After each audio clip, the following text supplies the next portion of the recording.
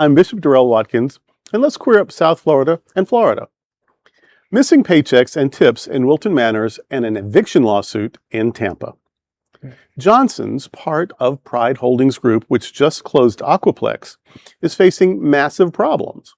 Queer News Tonight's special correspondent John Hayden has details. Stolen tips, bouncing checks, and eviction lawsuits. Johnson's in Wilton Manor and in Tampa are facing existential crises. And the only thing that some people actually care about, how about Johnson's? Johnson's is owned by Pride Holdings Group. I'm told they are solid for now. That was Monday, and we've learned a lot since then, starting with a staff revolt in Wilton. 2 paychecks in a row, which includes credit card tips, bounced. Now they want cash at the end of the night. Management said no, but I'm told staff took it anyway. If you do go to Johnson's, please tip in cash. Corporate owner Pride Holdings Group has their money and has been bouncing payroll from Key West to Chicago for months. Greater Wilton Manors has also learned Johnson's is being investigated for something by regulators, and one source says it's behind in paying its sales tax. Meanwhile, Johnson's in Tampa boldly says it's not going anywhere. But it is also facing eviction after being acquired by Pride Holdings, and the landlords are livid. They say they were, quote, not notified of the purchase, nor did landlord approve the assignment. Regardless, Pride has been operating the business at the premises and purportedly controls the property at issue, albeit without paying rent. That's the legal version of a middle finger. The lawsuit goes on to say Pride Holdings has been late 4 times this year and are wrongfully withholding possession of landlord-leased premises. Watermark Media first reported and independently confirmed by Greater Wilton Manors that Pride Holdings COO Joshua Cooper wants to work out a deal where Johnson's can stay till mid-January. They say that is, quote, actually very agreeable to us, because the landlord does not maintain the building, end quote. They also say they don't need this spot. They'll find a new location. Of course, I'm continuing to follow this story. There seems to be new developments every day, if not every hour. In Wilton Manors, I'm John Hayden. Well, I'm very sad about all this kerfuffle and confusion and madness because to supplement my income, I was going to apply at Johnson's, and now I won't have the chance. So too bad for me. For that one person who just stumbled on this by accident, Johnson's is a strip club, and but no, I mean this is pole dancer, right?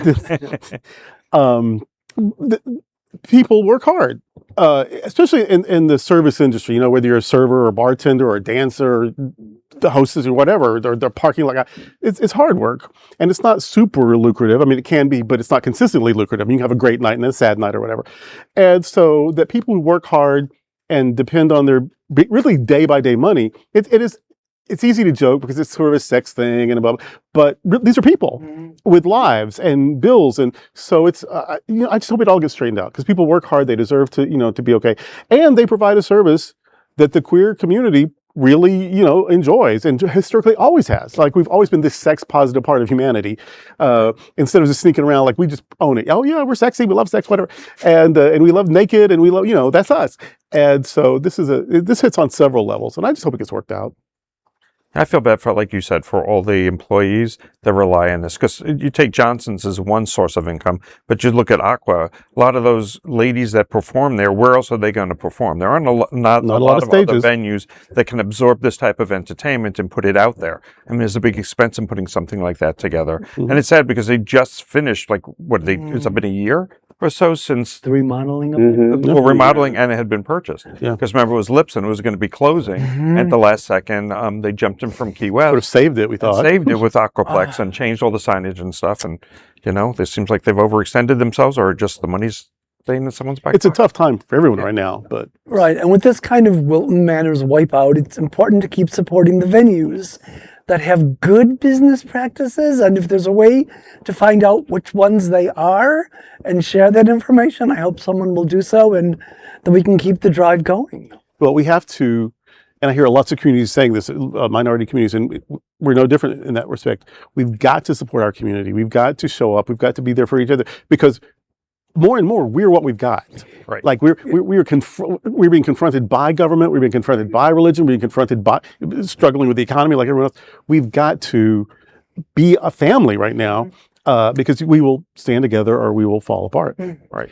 I mean, I don't know any of these people that are involved with Pride Holdings, but from the minute that I did hear about this, when, that Aquaplex and there was some of the queens were posting things about this publicly traded company. First of all, again, with my background as working as a financial advisor, publicly traded companies that are invested in nightlife entertainment industry, I can name zero. Okay. I mean, literally, there's none that exist that are, maybe major restaurant chains, maybe casinos, but what other publicly traded stock? And from what I understand, they were really peddling the stock to the employees of saying, you will have ownership in this company. So there smells like, as soon as I heard that, when it was happening over a year ago or so, I heard that. And I saw a couple of the performers at Aquaplex posting on social media about investing in the company or buying shares, which again is a major no-no, to be promoting stock from, the employees or promising them some ownership in the business. So this smells like it was fraud from day one. It's really unfortunate because there's a lot of really amazing people that are involved in all of these businesses. It is their livelihood and it is part of our community. But, and again, from what I do understand, the people who are involved in Pride Holdings are from our community. And so it's another terrible example of our community coming after each other in a way that no one deserves. And so it's and a lot really of these unfortunate. people are new to our community. Yes. Yeah. That's the interesting part is that so many people have come into our community within the last 10 years, suddenly become the most important person in town. Yeah. They can bring in all this entertainment and they want to be on every committee. And then at some point they implode and we're left with the mess that they leave behind. Yeah. Don't look behind the curtain. Yeah, sad times. Well, there is no other queer nonprofit media platform like this in the entire world. Support our LGBTQ stories by sharing them and subscribing to Queer News Tonight.